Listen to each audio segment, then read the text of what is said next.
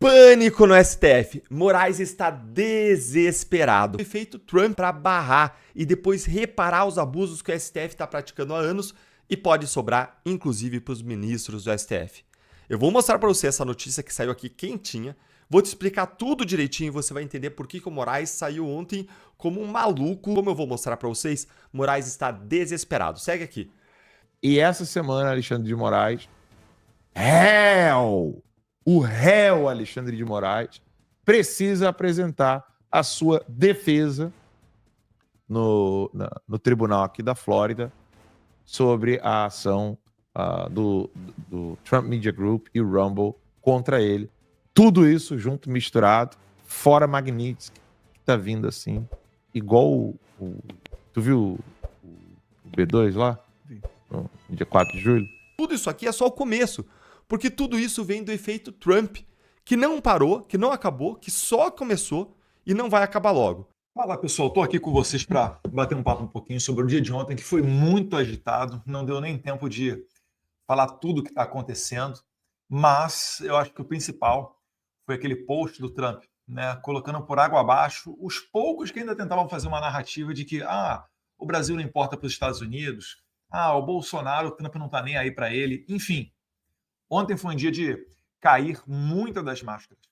E se você está me seguindo aqui, é porque você sabe da importância do nosso trabalho aqui fora. Eu não trabalho sozinho, tá? Muita gente ajudou nessa construção. Todos os parlamentares que já vieram aos Estados Unidos ou acionaram seus contatos, contribuíram, cada um, tal qual eu, né, na construção desse castelo de areia. Falo muito do Paulo Figueiredo também. Saiu uma matéria, inclusive, numa imprensa internacional, dizendo que ele era o cérebro por trás de tudo, porque realmente o trabalho que o Paulo Figueiredo está fazendo é incrível. Eu falo até que um dia a gente tem que fazer um livro sobre tudo isso daqui que está acontecendo, mas a gente também tem que tomar muito cuidado para não dar bom dia a cavalo, né? Já diziam os nossos avós, quem fala muito dá bom dia a cavalo. Então é sempre bom você preservar as fontes, você fazer conversas reservadas ficarem reservadas, não se tornarem públicas, não por uma questão de que são conversas antiéticas, não republicanas, mas sim para não alertar o inimigo da estratégia, para não alertar o inimigo daquilo que está vindo. Então, podem ter certeza que se eu estou compartilhando com vocês aqui, e eu sei que os nossos colegas da Polícia Federal do Alexandre de Moraes também nos seguem, estão de olho no nosso passo a passo, é porque eu tenho o conforto de poder, né, de entender que essas questões que eu estou falando aqui cabem ao compartilhamento público. Então já deixa aí o seu like, tá? É importante, para um pouquinho, vai ali, ó, aquele joinha, faz isso. Isso vai levar nossa mensagem mais adiante. Se você ficar confortável, comenta também, sempre de maneira respeitosa, tá? E eu falo respeitosa porque nós somos educados, tá? Eu não falo respeitosa para evitar uma ação da esquerda, porque a esquerda vai sempre tentar botar a gente para baixo, derrubar, censurar, independentemente do que a gente fale. Tá? Qualquer pessoa, tira a figura do Jair Bolsonaro, qualquer pessoa que tivesse sido eleito presidente nas mesmas circunstâncias, né, de maneira independente e colocando o interesse popular em primeiro lugar, sofreria tudo isso que o Bolsonaro está sofrendo.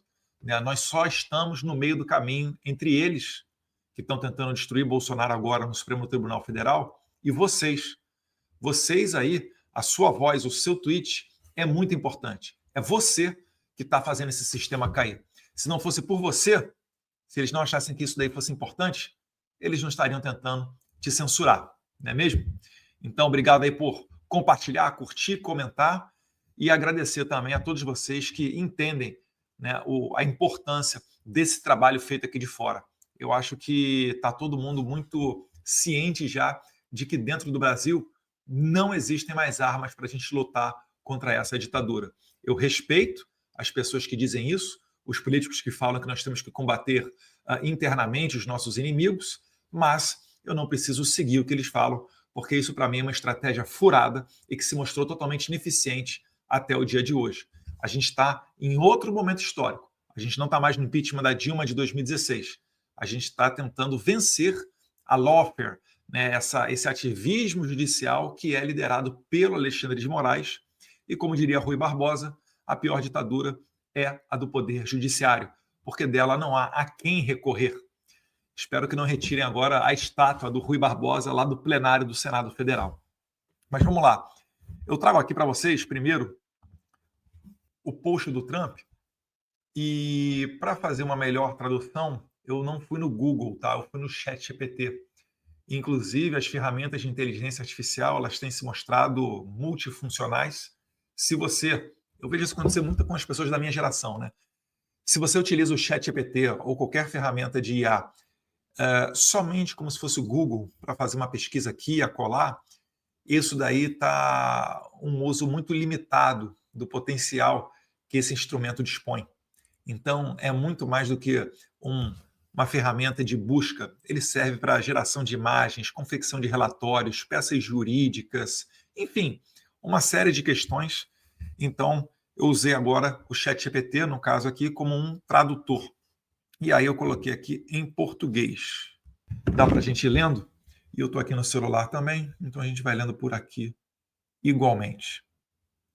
Eu vou ler passo a passo com vocês e já vou adiantando, tá? O principal está no final e não é a frase do deixem o Bolsonaro em paz. Vocês vão ver e eu acredito que a maioria de vocês vão concordar comigo do porquê que eu estou falando isso. Então, cadê aqui? Vamos lá. O Brasil está fazendo uma coisa terrível ao tratar o ex-presidente Jair Bolsonaro dessa forma. Que forma? Com essa lawfare, né? Com esse ativismo judicial, sem a oportunidade que o presidente seja dado a ele a ampla defesa, o devido processo legal. Vale lembrar, né? O presidente Bolsonaro, ele não está sendo processado por enriquecimento ilícito, por corrupção. É a primeira vez que a gente tem um presidente da República, ou melhor, um ex-presidente, um político, né, sofrendo esse tipo de coisa. Então, o STF, o que ele fez para conseguir julgar o Bolsonaro? Ele reformulou toda a jurisprudência dele. O que é jurisprudência? Jurisprudência são sucessivas decisões no mesmo sentido. Então, se você tem vários tribunais, vários juízes, sempre interpretando a lei da mesma maneira, sempre aplicando aquele caso concreto, aquele tipo de medida, isso fica tão forte que acaba sendo uma jurisprudência. É uma tradição, é uma conduta uniforme dentro do tribunal. E a jurisprudência, ela, assim como a lei, ela também é fonte do direito. Então, o juiz, quando ele vai decidir, ele tem que olhar a lei e olha também a jurisprudência do tribunal. O que o STF está basicamente fazendo? Ele está ignorando toda a conduta, todos os julgados anteriores, para atrair a competência para si de julgar o presidente Jair Bolsonaro. Você deve ter ouvido falar, né? Algum jurista dizendo que Bolsonaro não deveria sequer estar sendo julgado pela Suprema Corte. Por quê? Porque ele não é mais presidente. Aqueles que têm a competência originária de serem julgados direto no STF têm um rol na Constituição prevendo quem são essas pessoas. Você, por exemplo, está me assistindo. Você provavelmente é uma pessoa comum. Se você cometer um crime, se ocorrer algum delito, se você for processado civilmente, etc., você não vai começar no STF. Por quê? Porque você não faz parte de uma daquelas pessoas naquela lista, né? Presidente, ministro de Estado, deputado, senador, PGR e várias outras autoridades que têm o chamado foro por prerrogativa de função, que é o popularmente conhecido como foro privilegiado. Então, aquele que senta naquela cadeira, ele sentou na cadeira de deputado, ele é merecedor daquele que popularmente ficou com esse como privilégio, né? Nem sempre eu considero isso, porque não é um privilégio você ser julgado pelo STF originalmente, mas enfim, né? O foro por prerrogativa de função. Qual função? Presidente, vice-presidente, senador, deputado e assim por diante. Então vamos adiante aqui na frase do Trump. No post dele, eu tenho observado, assim como o mundo. Então, olha só, não é só o Trump. Ele está falando que o mundo inteiro está vendo, e ele está certo. Eu até ressaltei em posts anteriores que jornais de esquerda estão sendo muito críticos ao Moraes, né? The Economist, Financial Times, The New York Times e, obviamente, outros mais à direita, né? Epoch Times, Wall Street Journal, enfim. Então, a mídia internacional ela já está olhando o que está acontecendo no Brasil e já até conhece Moraes. Vale lembrar uma matéria da Folha, né? Falando da bancada anti-Moraes no Congresso. E sim, é verdade. E você pode até perceber, você não viu nenhum deputado, ainda que da esquerda, ainda que do Partido Democrata aqui nos Estados Unidos, falando que ele era a favor do Moraes ou defendendo as condutas do Moraes. Muito pelo contrário. A maré do Moraes está tão ruim que é provável até que a esquerda venha se unir à direita para não perder a bandeira das liberdades, para não depois ser facilmente rotulado de defensores de ditadores. Porque Moraes é igual a Lula. Lula anda com Maduro, com Ortega, com o que há de pior no mundo. Apoia o Hamas, o Hezbollah. Então ninguém mais quer se associar a esse sistema lulo-alexandrino, vamos assim dizer, né? Que é essa parceria entre o Alexandre de Moraes e o Lula. Seguindo aqui, então, eu tenho observado, assim como o mundo, enquanto eles só fazem persegui-lo, dia após dia, noite após noite, mês após mês, ano após ano. Isso daqui é uma frase, uma expressão para resumir o que o Bolsonaro tem dito sobre perseguição implacável. Concorda? Comenta aí. Ele, o Jair Bolsonaro, não é culpado de nada, exceto por ter lutado pelo povo. Olha o que eu estou falando. Bolsonaro só está no meio do caminho entre os ditadores e você da população.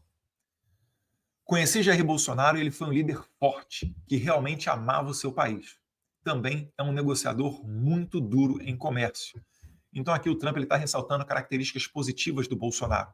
Está falando que conheceu ele, que teve contato pessoal, que olhou de perto aquilo que foi feito pelo presidente Bolsonaro no Brasil e depois deu um toque pessoal, dizendo que ele é um negociador muito duro. Aqui entra aquela parte que eu falei no começo do vídeo, onde a gente se reserva, onde a gente faz uma questão de uma análise para não deixar tudo virar público, também por questões éticas. Eu participei de algumas reuniões, já estive algumas vezes, já algumas boas vezes, junto com o presidente Trump, inclusive quando ele não era mais presidente.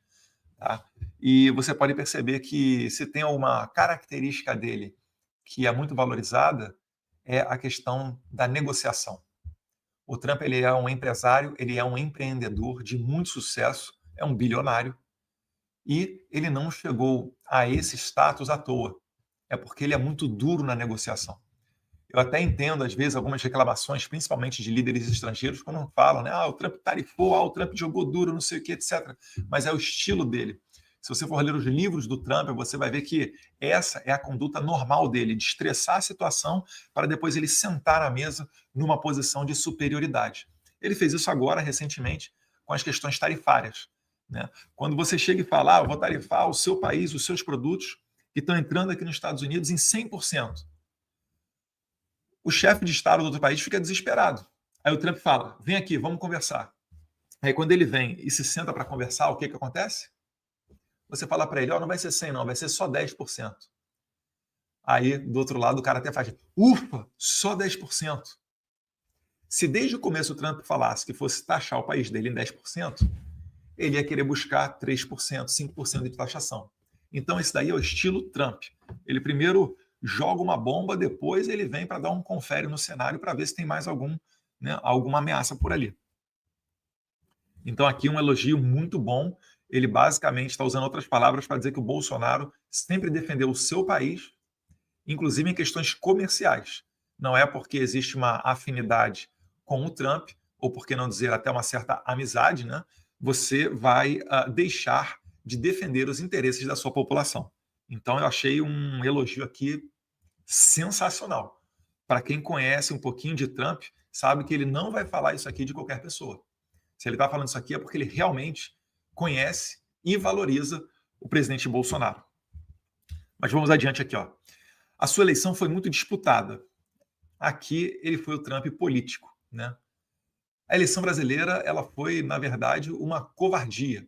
O Steve Bannon, ontem eu estava no programa dele, até falou, aqui a gente pode falar a verdade, porque o programa dele é transmitido no Rumble, não cai, igual quando você fala do YouTube de determinados assuntos críticos, principalmente durante a pandemia, vocês vão lembrar, e eu não vou nem citar aqui para não fazer o nosso engajamento cair, ou até a live cair. Sua eleição foi muito disputada, e agora ele está liderando nas pesquisas. É verdade, Bolsonaro está liderando em todas as pesquisas, e algumas delas já colocando o Bolsonaro vencendo no primeiro turno, caso do outro lado esteja o Lula. E ainda que não esteja o Lula, é difícil você imaginar que em cerca de um ano que falta para a eleição, o PT vai conseguir construir uma candidatura mais competitiva do que a do Lula. E vale lembrar, né, o Lula vai estar bem velhinho ano que vem. É claro, é necessário um vigor físico para você ser presidente. O Lula ele regula a idade, ele quase com a idade do Biden. Acho que o Lula é uns 2 anos mais novo que o Biden apenas. Então, daí você já tira o termômetro dessa situação. A sua pesquisa foi muito disputada e agora ele está liderando nas pesquisas. A sua eleição foi muito disputada e agora ele está liderando nas pesquisas. Isso nada mais é do que um ataque a um oponente político. Então, aqui ele coloca o carimbo de que, na visão dele, Trump, na visão de todo mundo que está assistindo de perto o que está acontecendo no Brasil, existe uma clara perseguição política. Se o Bolsonaro não estivesse liderando as pesquisas, muito provavelmente ele não estaria tendo esse problema dentro do STF, né, com o Alexandre de Moraes. Ele seria a carta fora do baralho. Ninguém estaria se preocupando com o Bolsonaro. Mas como ele lidera as pesquisas, o Alexandre de Moraes tem que se expor e fazer tudo isso, né? Mudar a jurisprudência da corte, atrair a competência para o STF julgar, atropelar o devido processo legal, não intimar as testemunhas de defesa para conseguir dar celeridade em tudo isso. Se ele tivesse seguindo o rito padrão, por exemplo, ele não teria separado esse processo por núcleos. Por que Alexandre de Moraes separou por núcleos? Porque tem um núcleo lá, por exemplo, que está o Paulo Figueiredo. Para ele conseguir fazer um trâmite legal da oitiva do Paulo Figueiredo, que é réu nesse inquérito, nesse processo de golpe da Disney, ele teria que usar uma carta rogatória. Carta rogatória é um instrumento para você ouvir as testemunhas ou os interrogados fora do país. Como Alexandre de Moraes tentou e não conseguiu sequer extraditar o Alan dos Santos, isso que foi no governo Biden, muito menos ele conseguirá fazê-lo com Paulo Figueiredo, que já mora nos Estados Unidos há muito tempo. Já é, acho que até cidadão americano, deve ter passaporte americano, green card, enfim. Ele está há tanto tempo aqui que o status legal dele permite a ele, né, ficar o tempo que ele quiser aqui nos Estados Unidos. E quando o Moraes utiliza os canais oficiais para mandar essa carta rogatória, ela tem que ser fundamentada juridicamente, ela tem que ser traduzida e depois do órgão central brasileiro, ele vai para o órgão central norte-americano. Qual que é o órgão central norte-americano para receber uma carta rogatória vindo do estrangeiro? É o DOJ, Department of Justice. Você talvez já deva até ter visto ela, né? É a Pam Bondi, que está à frente desse ministério. Né? Aqui é Departamento de Justiça, no Brasil equivale mais ou menos ao MJ. Então, o DOJ, ou DOJ nos Estados Unidos, embaixo dele tem uma série de outras instituições, como o FBI, como o US Marshals, e o US Marshals é quem faz esse tipo de ação, né, de intimar, de cumprir essas decisões estrangeiras validadas pelo DOJ. Vale lembrar, começo de maio, dia 7 de maio, DOJ mandou uma carta para Alexandre de Moraes alertando sobre os casos da Rumble e da Truth Social. Somente no final daquele mês, acho que lá pelo dia 22, é que o Moraes respondeu. Ou seja, eles deram um lapso de tempo muito longo. E qualquer sinal nessas relações internacionais, elas contam. Qualquer sinal, mínimo que seja, ele pode ser interpretado como uma mensagem velada. Então não se engane, né? Primeiro, o Alexandre de Moraes, aos olhos dos americanos, ignorou, porque ele realmente ignorou, né, a DOJ, fez pouco da ação da DOJ, assim como ele fez pouco no outro ano, quando o deputado Chris Smith intimou Moraes, após uma audiência feita no Congresso americano, vocês lembram? Que falou o Paulo Figueiredo, o Chris Pavlovski da Rumble, o Michael Schellenberg e mais um sujeito lá de esquerdinha. Quando eles fizeram aquela audiência, o Chris Smith, que é o deputado mais antigo dos Estados Unidos, ele mandou uma carta para Alexandre de Moraes. Porque aqui nos Estados Unidos, gostando ou não da pessoa, eles têm a serenidade de prezar por um devido processo legal, de dar a chance de defesa àqueles que estão sendo acusados. Então, na cartinha do deputado americano Chris Smith para Alexandre de Moraes, ele perguntou, olha, isso aqui que o Paulo Figueiredo falou é verdade? É mentira? O jornalista Michael Schellenberg fez o Twitter Files Brasil. Isso daqui é verdade? É mentira? Enfim, ele levou a oportunidade para Alexandre de Moraes responder aquelas questões. E também, isso tudo foi com cópia para presidente da Câmara, presidente do Senado, presidente do STF e presidente do TSE, para que essas autoridades ficassem cientes daquilo que estava acontecendo. Bem, o Alexandre de Moraes ignorou. E até aí você pode pensar, tudo bem, é só um deputado de outro país buscando informações, o Moraes não tem obrigação nenhuma de respondê-lo. Beleza. Mas você não concorda comigo que a coisa vai escalando quando chega o Ministério da Justiça dos Estados Unidos e faz o mesmo tipo de coisa? Falando, olha, você, Moraes, é competente para dar decisão aí no Brasil, não para vir cercear a primeira emenda dos Estados Unidos, né, sobre a liberdade de expressão, aqui fora, querendo obrigar que empresas americanas cumpram as suas ordens ditatoriais. Então a coisa foi escalando. O Moraes foi dando causa ao momento que a gente está chegando. Por isso que o Marco Aurélio Mello, ex-ministro do STF, falou também ontem numa entrevista, né, que ele não gostaria de estar na pele do Moraes caso o Senado venha a ser renovado com a maioria de senadores de direita. E aí o Trump segue aqui, vamos continuar. Isso nada mais é do que um ataque a um oponente político. Algo que eu conheço muito bem. Aconteceu comigo 10 vezes maior. E agora o nosso país é o mais desejado do mundo. O Bolsonaro está sendo acusado de crimes que podem levá-lo até 38 anos de cadeia. A gente sabe que isso tudo é uma palhaçada. Mas o caso do Trump, se ele não fosse eleito presidente, ele estava tomando, somado todos os processos que ele estava respondendo, mais de 300 anos de cadeia. É isso aí. O Trump estava respondendo a processos que dariam centenas de anos de cadeia. E ele não teria nem para onde ir ou a quem recorrer. Uma situação muito mais sensível. É por isso que ele coloca aqui, que ele fala que aconteceu comigo 10 vezes mais. Né? E ele fala que ele conseguiu vencer isso. E vencer a lawfare permitiu a ele representar o interesse dos americanos. E aí ele usa uma expressão, né, que agora o nosso país é o mais the hottest of the world, que é o mais quente do mundo, levado a uma tradução literal ao pé da letra, mas na verdade quer dizer que é o país que está bombando, que está surfando aí na crista da onda. Então vamos aqui agora para o último parágrafo, está chegando aquele momento que eu queria falar com vocês. O grande povo do Brasil, repare só, mais uma vez ele cita a palavra povo brasileiro. Ele falou lá no começo, agora ele repete no final, no fechamento do texto dele. Inclusive, isso aí é uma tática, né, de dissertação. O grande povo do Brasil não aceitará o que estão fazendo com o seu ex-presidente. Estarei observando a caça às bruxas em caça alta. Ele não está falando apenas de Jair Bolsonaro. A palavra está no plural. Caça às bruxas. Percebeu? Contra Jair Bolsonaro, a sua família, né? O Carlos está lá sofrendo com o negócio de ABIN paralela, outro negócio sem pé nem cabeça nenhum, tá?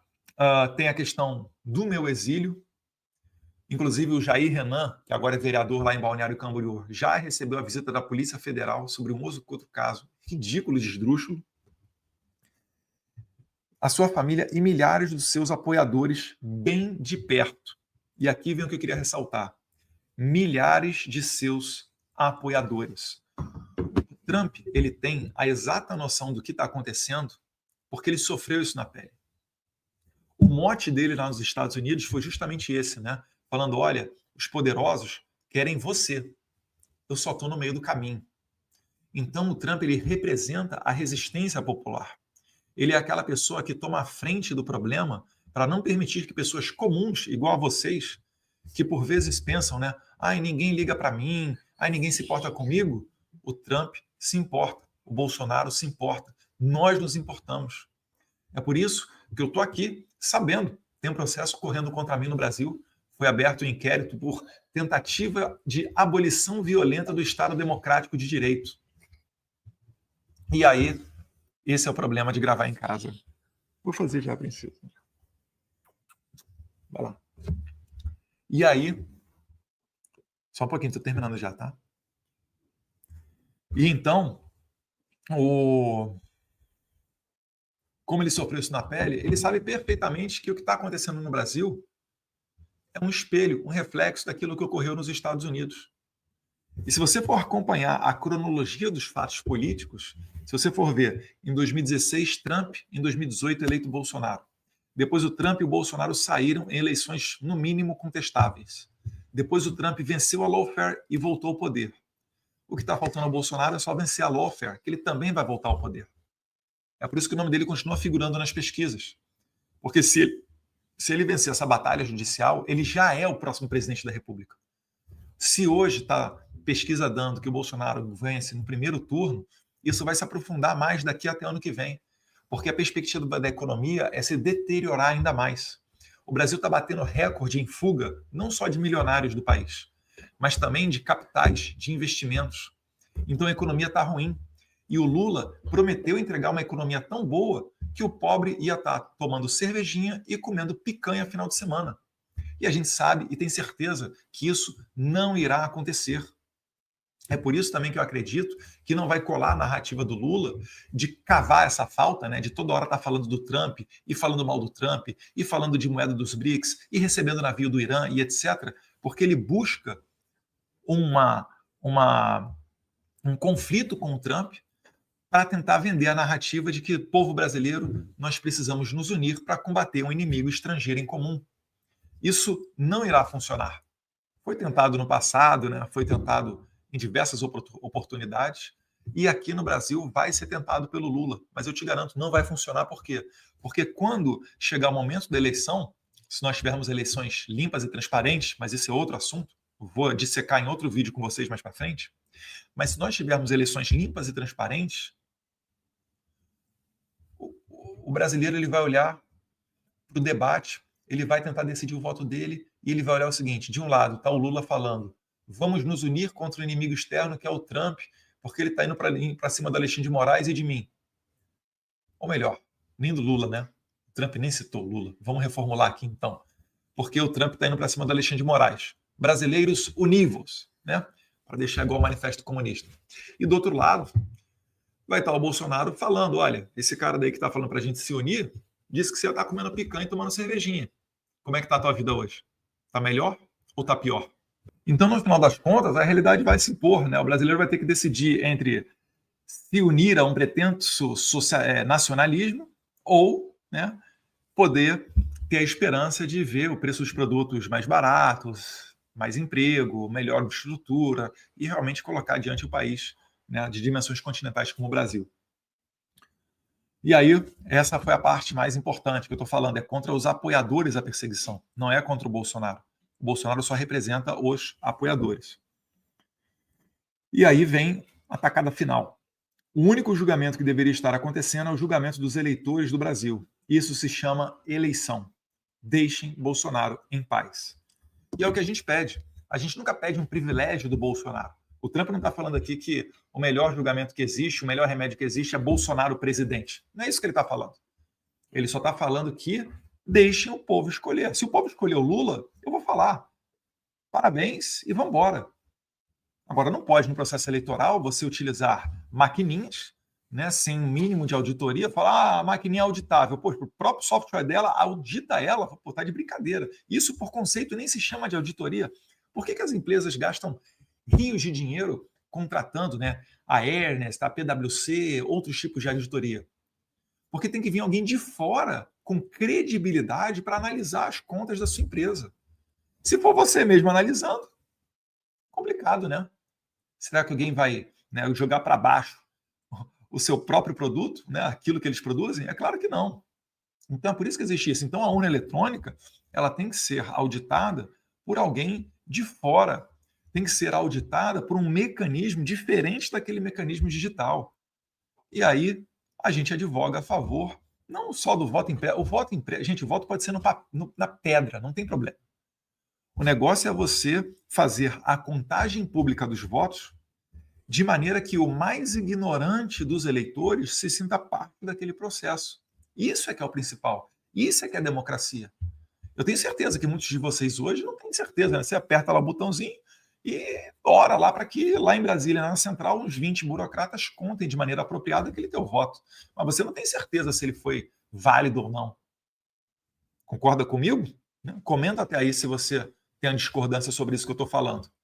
Eu acho que suspeitar das coisas, ainda dos fatos, e suspeitar da administração pública é um direito do cidadão que vive numa democracia. Numa ditadura que você não pode contestar uma eleição. Né? Vai ver lá como é que é a eleição na Coreia do Norte do Kim Jong-un.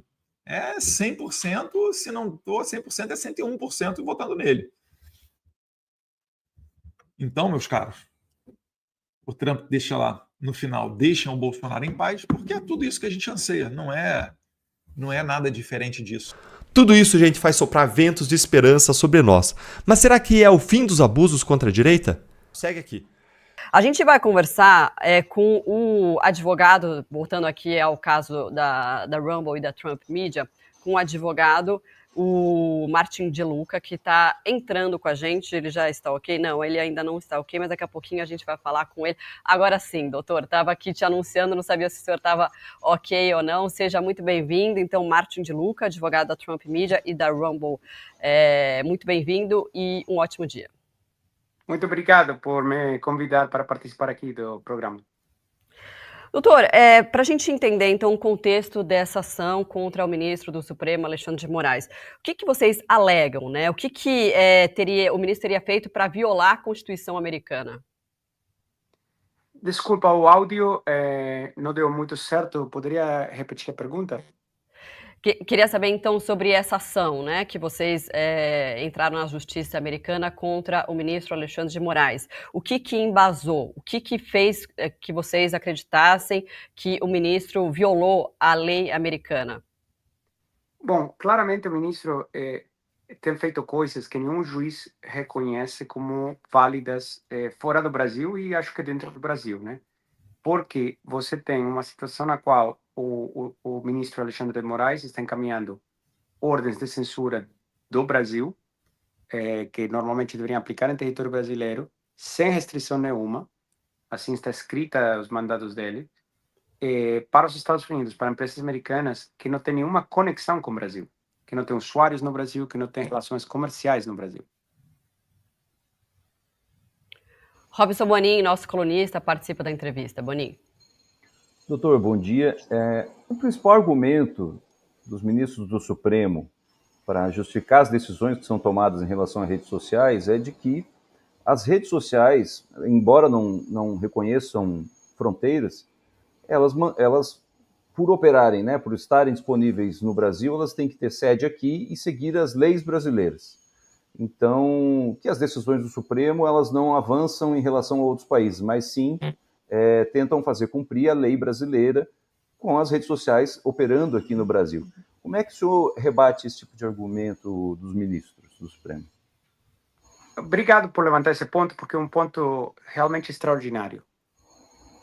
Que países do mundo, além do Brasil, vamos ser bem claros sobre o que estamos falando, né? Estamos falando que você quer exercer a jurisdição brasileira sobre qualquer empresa do planeta Terra que tenha conteúdo que aparece no Brasil, certo? Sabe quais países hoje no mundo têm uma jurisdição ou uma jurisprudência dessas? Só 3, que eu saiba. Desculpa, 4. 4 países no mundo têm essa jurisprudência que eu saiba, porque a gente verificou isso. Os países são Rússia, China, Irã, né? E Coreia do Norte.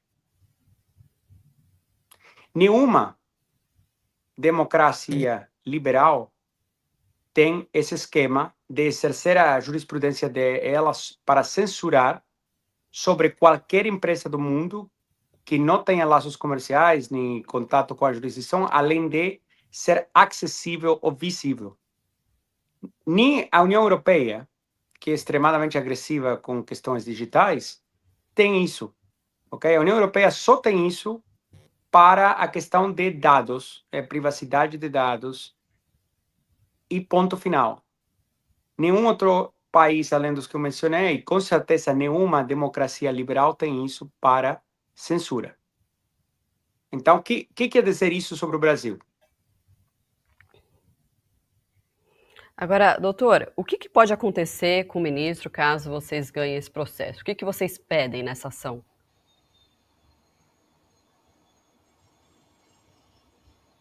Tá me ouvindo? Não tá me ouvindo? A gente vai... Foi? Foi, agora estou te ouvindo. Tem um problema de áudio. Bom, vê se o senhor me escuta agora. Queria saber o que pode acontecer com o ministro Alexandre de Moraes caso vocês ganhem essa ação. O que vocês pedem contra ele? Boninho, segue você aqui, que aí eu vejo o áudio aqui. Consigo continua caindo o áudio. Eu acho que desculpa, vou sair e voltar a entrar, tá bom? Acho que vai ser a melhor coisa. Tá bom. É isso, Marcela. Essa discussão, embora esteja nos tribunais, ela é um dilema, né? Porque para o Supremo, as empresas que atuam no Brasil têm que seguir a lei brasileira. Agora, as redes sociais, elas não reconhecem fronteiras. Elas estão uma empresa dos Estados Unidos que cria uma rede social, mas que é acessível a brasileiros. Como é que você lida com esse desafio, né? A gente não sabe o que vai acontecer no futuro, mas a gente consegue lembrar do que já aconteceu e as brigas que a gente testemunhou envolvendo, né, decisões do ministro Alexandre de Moraes do Supremo em relação a outras plataformas, como o próprio Telegram, né, foi suspenso por um tempo por não responder e não ter representante legal e tudo mais aqui no Brasil, o X do Elon Musk. Então, o histórico pesa a favor do Supremo nesse tipo de disputa, né? Ainda que exista uma ação judicial lá fora questionando os atos do ministro Alexandre de Moraes, a princípio, essa discussão judicial nos Estados Unidos é se as decisões do ministro valem ou não dentro dos Estados Unidos, né? Se uma plataforma pode ser obrigada a retirar um perfil do ar ou não, de alguém que mora nos Estados Unidos e tudo mais. E não em relação ao Brasil, né? Ou também pessoalmente em relação ao ministro, em tese não aconteceria nada, né, nesse processo. Mas a gente sabe que tem toda essa discussão do governo dos Estados Unidos já anunciaram lá atrás, restrições de visto para determinadas pessoas que são vistas como inimigas da democracia, né? E a gente tem esse processo todo em curso, que a gente não sabe até onde vai, a extensão de uma eventual sanção do governo americano contra o ministro Alexandre de Moraes e outras autoridades. Agora, a discussão jurídica aqui sobre esse assunto, ela, em alguns momentos, ela foi até ignorada, né? Se a gente pensar que o Supremo tem algumas ordens de prisão em aberto contra pessoas que estão nos Estados Unidos, e essas ordens não são cumpridas porque os Estados Unidos não reconhecem que os crimes que o Supremo reconhece são crimes nos Estados Unidos. Então, tem bolsonarista que está nos Estados Unidos, não é preso, continua mantendo o mesmo discurso em rede social, sem ser alcançado pela lei brasileira. É mais ou menos isso que a gente está caminhando para assistir, caso esse pedido dos advogados prospere na justiça por lá, Marcelo. Pois é, a gente está tentando refazer o contato com o advogado, Martin. Enquanto isso, tem um trecho ali que a gente está até compartilhando aí na home, que eu busquei aqui para trazer para vocês, um trecho da decisão que embasa esse pedido contra o ministro Alexandre de Moraes. Primeiro, essa questão de violar a primeira emenda da Constituição americana, que é basicamente, enfim, censura e liberdade de expressão. A lei protege as pessoas em solo americano, sejam cidadãos dos Estados Unidos ou dissidentes que fogem da perseguição. Nenhum juiz estrangeiro, por mais poderoso ofendido que esteja, tem o direito de romper essa proteção, diz o documento. O ministro Moraes pode não gostar do que dissidentes dizem quando chegam aos Estados Unidos, mas ele não pode silenciá-los de Brasília, mandando ordens de censura por e-mail. Muitos autoritários... Oi? Desculpa te interromper. Fala. De chegar aqui um comunicado da Advocacia Geral da União, foi distribuído para a imprensa agora pelo próprio Supremo, aliás, em que há uma espécie de explicação para o andamento de toda essa discussão, que é a AGU que está recorrendo e atuando no processo em nome do ministro Alexandre de Moraes, do Supremo. E esse comunicado diz que no dia 25 de fevereiro, o Tribunal Federal do Distrito Médio da Flórida negou a liminar pedida pelas empresas. E no dia 7, agora, as empresas voltaram a pedir a citação do ministro Moraes, depois dessa negativa. E a AGU diz que está preparando minutas de intervenção processual, né, o popular recurso, vai recorrer em nome do Supremo nesse caso. E isso deve ser feito... não dá especificamente uma data, mas diz que está concluindo esse documento para apresentar à Justiça Americana, Marcelo. Ou seja, provavelmente o ministro Alexandre de Moraes não vai responder, a AGU que vai entrar com esse recurso aí para tentar contestar esse processo. Informação, então, que você traz, que acaba de chegar, né, Bonin, desse processo aí importante, então, que está correndo contra o ministro Alexandre de Moraes, no momento de extrema tensão política, né, envolvendo o ministro e o governo Trump. O presidente dos Estados Unidos ontem falou sobre o ex-presidente Bolsonaro, falou de um possível caça às bruxas, também sobre o julgamento que deve acontecer, deve ser o julgamento do povo, ou seja, via eleição. Não citou o STF especificamente, mas deu uma indireta, bastante direta em relação a isso, né? Agora, a minha dúvida, enfim, pode ser uma ignorância da minha parte, se a AGU que recorre representando o Supremo. É a AGU. A AGU tem esse papel. Qualquer autoridade brasileira que precise se defender numa situação como essa, a prerrogativa em nome do Estado brasileiro, porque o judiciário, embora seja um outro poder diferentemente do executivo, onde está a AGU, mas todos fazem parte do Estado brasileiro, e quem fala em nome do Estado brasileiro em questões jurídicas internacionais é a AGU. Você me mandou aqui o documento, eu vou tentar abrir para compartilhar o documento da AGU. Acho que eu não consigo abrir aqui. Mas, enfim, é mais um passo nesse processo. O que também, né, quando a AGU tem esse papel, como você mencionou aí, mas acaba envolvendo o governo brasileiro nessa briga com o ministro Alexandre de Moraes, né? É isso. O governo, na verdade, ele tem, como aparentemente é uma disputa jurídica, mas ela envolve questões diplomáticas, né, porque é um poder de um outro país. Teoricamente, é a soberania dos países, né? Questionando a legitimidade, a autoridade de um poder constitucional no Brasil e tudo mais. Então, como é tudo muito novo, muito estranho, né? Olha aí o documento. Ah, olha. Bom, eu não estou conseguindo ver, mas o geral você já trouxe aqui para a gente, Eu dei uma resumida nisso, que eles estão dizendo que esse momento processual é um novo recurso das empresas e que a AGU vai rebater os argumentos apresentados, como fez na primeira vez. Bom, vamos aguardar. A gente também está tentando contato, não sei se a gente vai conseguir, que a gente teve um problema ali na comunicação com o doutor Martin de Luca, que é o advogado da Rumble e também da Trump Media. Acho que agora sim, doutor. O senhor me escuta bem? Então, tá me escutando? Perfeito agora. Que ótimo, muito bom, então. Doutor, agradeço também o seu esforço aí em tentar, né, fazer essa conexão para falar com a gente. E eu questionava, então, sobre a questão do que vocês pedem nessa ação e se vocês, né, ganharem nesse processo, o que pode acontecer contra o ministro Alexandre de Moraes? Bom, vamos lá. Estava escutando aí esse comunicado. Esse comunicado está cheio de mentiras. Ok? Primeira coisa é que você pode mentir por omissão. E é muito sério quando uma entidade pública faz um comunicado mentindo à sua população.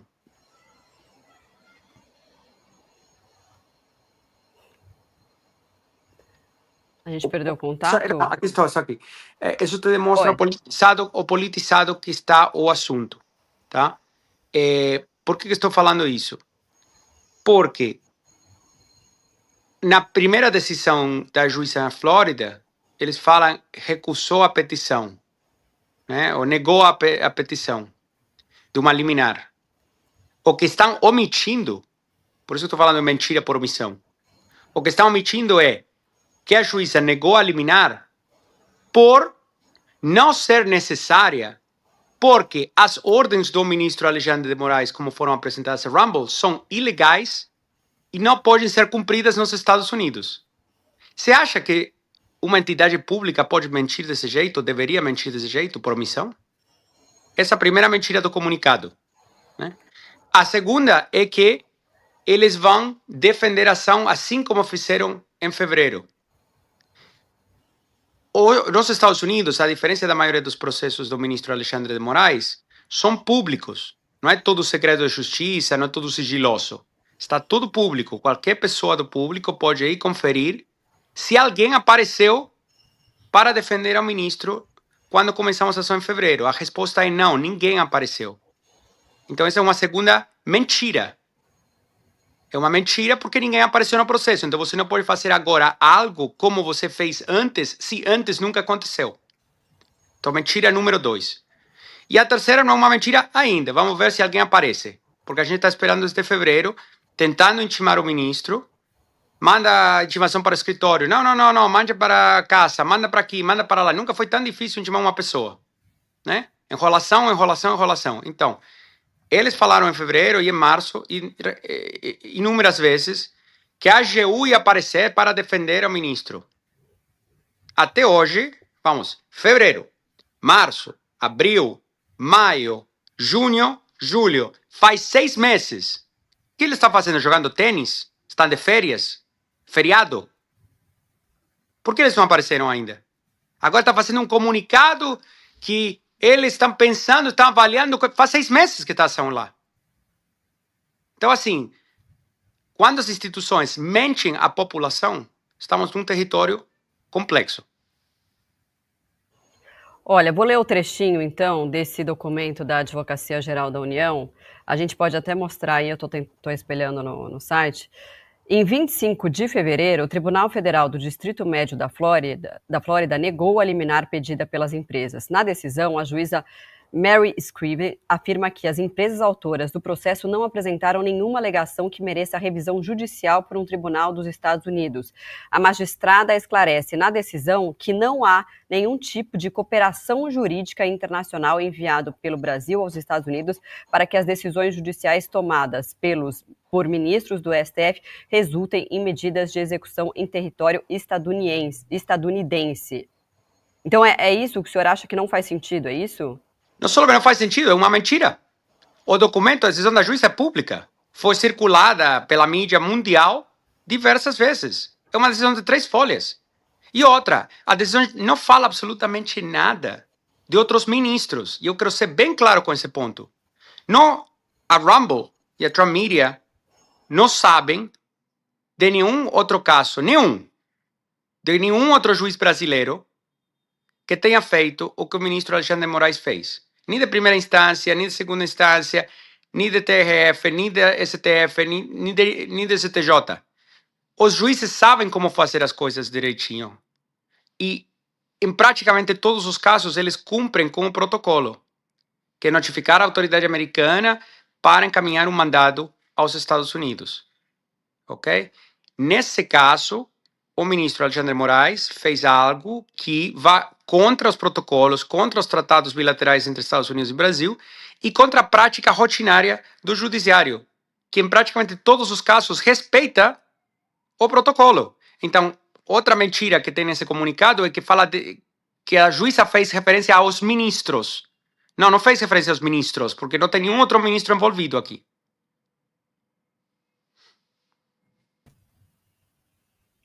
A discussão toda ela está pautada nesse dilema, né? O que a AGU aqui diz que a juíza entendeu no processo, na decisão, é que não há um pedido formal ao governo americano para que uma decisão do Supremo brasileiro seja cumprida nos Estados Unidos. Logo, a justiça americana não pode apreciar, por exemplo, o argumento de que as decisões tomadas no Brasil impactam cidadãos que estão nos Estados Unidos, ainda que não seja uma decisão direta tomada via uma cooperação judicial. É uma decisão tomada no Brasil que diz respeito à realidade do Brasil, mas que surte efeito também nos Estados Unidos. Esse é o argumento, né, dos senhores. Mas a juíza diz que esse argumento não é válido, é isso? A juíza nunca falou absolutamente nada sobre os argumentos. A decisão é tão simples, porque não é uma decisão sobre os méritos do caso. A gente simplesmente pediu uma liminar. E uma decisão sobre o pedido de liminar. E a decisão foi: o pedido de liminar não é necessária hoje, que é lá em fevereiro, porque o ministro Alexandre de Moraes não tomou nenhuma ação para tentar fazer cumprir os mandados dele nos Estados Unidos, E caso, aqui está a parte chave, caso ele tentar fazer cumprir os mandados nos Estados Unidos, em território americano, nenhuma pessoa nos Estados Unidos precisa respeitar esses mandados, porque não são válidos. Isso fala a decisão. Ela não se pronuncia sobre o mérito da ação, porque é uma decisão sobre uma liminar. O mérito da ação nem foi considerado ainda. Ah, sim. Agora, doutor, vou voltar a perguntar, que o senhor foi para essa questão da AGU, porque é a notícia que a gente trouxe também mais quente. O que pode acontecer com o ministro Alexandre de Moraes caso ele perca aí nessa ação que está na justiça americana? O que a gente está procurando é responsabilizá-lo como pessoa física. O que acontece? Nossa primeira ação em fevereiro foi uma ação feita em base a, basicamente, as ações que ele estava fazendo oficialmente. E o que foi descoberto depois, ao longo da nossa investigação, é que ele tinha mandado ordens de censura ou ido detrás de cidadãos americanos, empresas americanas e residentes dos Estados Unidos em diversos casos, não só em nossa primeira ação. E que, aparentemente, o resto do judiciário brasileiro respeita os protocolos, respeita a lei e respeita os tratados internacionais. Então, só ele estava atuando dessa forma. Quando a gente percebeu isso, a gente emendou a denúncia em maio desse ano, sem ainda ele aparecer e responder, porque até hoje não respondeu nada. Lembremos disso. Emendou a denúncia para quê? Para solicitar que ele seja responsabilizado como pessoa física, porque não tem imunidade para actos que estão fora do alcance das funções oficiais. Então, se alguém está atuando fora da lei, mesmo se ele é funcionário público, ele pode ser responsável por danos monetários que tem que pagar do bolso dele. Por exemplo, eu fui procurador nos Estados Unidos 6 anos, tá? Se eu mando a polícia fazer uma busca e apreensão, derruba a porta dessa casa, mas, procurador, você tem o mandado assinado pelo juiz? Relaxa, não precisa mandado assinado pelo juiz. Eu sou advogado, eu sou procurador, estou te falando, pode derrubar a porta. A polícia vai, derruba a porta, morre alguém. Eu posso ser responsabilizado pessoa física. Eu não tenho imunidade por isso. Por quê? Porque eu estava atuando fora da lei, porque como procurador eu sei que um juiz tem que assinar o mandado de busca e apreensão e que eu não tenho essa autoridade. Então, eu me otorguei uma autoridade que eu não tenho, que eu sei que não tenho, fez isso deliberadamente e mandei a polícia derrubar a porta e alguém morreu. Então, agora eu posso ser responsabilizado como pessoa física. Então, ele pode ser responsabilizado como pessoa física nesse processo todo, né? Então, não como ministro do Supremo apenas, é isso aqui do Brasil? Exatamente. Doutor, é exatamente essa a expectativa de apoiadores do ex-presidente Jair Bolsonaro. O filho dele, né, deputado licenciado que está nos Estados Unidos, disse ontem num vídeo que ainda nessa semana a gente teria novidades em relação a esse processo de eventual sanção do governo dos Estados Unidos em relação ao ministro Alexandre de Moraes e autoridades brasileiras. O senhor sabe alguma coisa sobre isso, se de fato pode acontecer? Bom, eu acho que o governo dos Estados Unidos nunca sinalizou tão claro uma ação de sanções econômicas sobre alguém como aconteceu nessa situação aqui com o ministro Alexandre de Moraes, né? Normalmente isso é anunciado de uma forma surpresa. Agora, eu não posso falar pelo governo americano e pelo presidente, o secretário Rubio, quem são as pessoas que tomam as decisões de quando aplicar sanções econômicas ou não. Mas é claro que por diversas condutas, isso está sendo seriamente considerado e avaliado nesses momentos. Agora, o governo pode aplicar sanções contra o ministro Alexandre de Moraes? Isso, até o presidente Lula falou sobre isso, não seria ali uma violação da soberania brasileira? Com certeza. Inclusive, o secretário de Estado, Marco Rubio, confirmou isso publicamente lá em maio, né? Não, sim, ele pode aplicar quais tipos de sanção contra o ministro? Sanções econômicas, as que eu entendo que estão sendo consideradas, pelo que foi falado pelo secretário Rubio, são as sanções Magnitsky, ok? Que são sanções econômicas implementadas pelo Departamento de Estado, o Departamento do Tesouro dos Estados Unidos, assim como foram aplicadas ao longo dos anos, todo o regime de Nicolás Maduro, o regime de Irã, Hamas, Hezbollah, vários dignatários russos que estão envolvidos na guerra à Ucrânia. Enfim, tem diversos exemplos de pessoas sancionadas ao redor do mundo. Então, as sanções Magnitsky são aplicadas geralmente quando tem graves violações de direitos humanos. E aqui, parte dessas violações, que eu entendo, envolvem muito o que eu acho que está mencionado na nossa denúncia de maio, que é um inventário de diversos casos de cidadãos americanos residentes dos Estados Unidos que foram alvo de ordens e mandados ilegais do ministro. Agora, doutor, fala. Além de atuar no judiciário, né, buscando uma decisão judicial nesse caso, os senhores também têm buscado autoridades do governo americano para tratar da situação que envolve o ministro Alexandre de Moraes e as decisões dele no Supremo? Não entendi exatamente a pergunta. Os senhores também estão fazendo gestões junto ao governo, a órgãos do governo americano, para que tomem alguma medida em relação ao ministro Alexandre de Moraes? As funções do governo dos Estados Unidos são funções oficiais, né? Então, o que nossas ações estão no foro, são bem claras, bem públicas, e até hoje não tem resposta, né? Ninguém apareceu, mas o que o governo dos Estados Unidos esteja fazendo e pode envolver muito mais que nossa ação, porque nossas ações envolvem os mandados sigilosos de censura que o ministro encaminhou para Rumble e que também afetam a Trump Media. Mas, se o governo dos Estados Unidos atuasse, provavelmente seria por muitas outras razões, outras condutas, além das que aconteceram no caso da Rumble.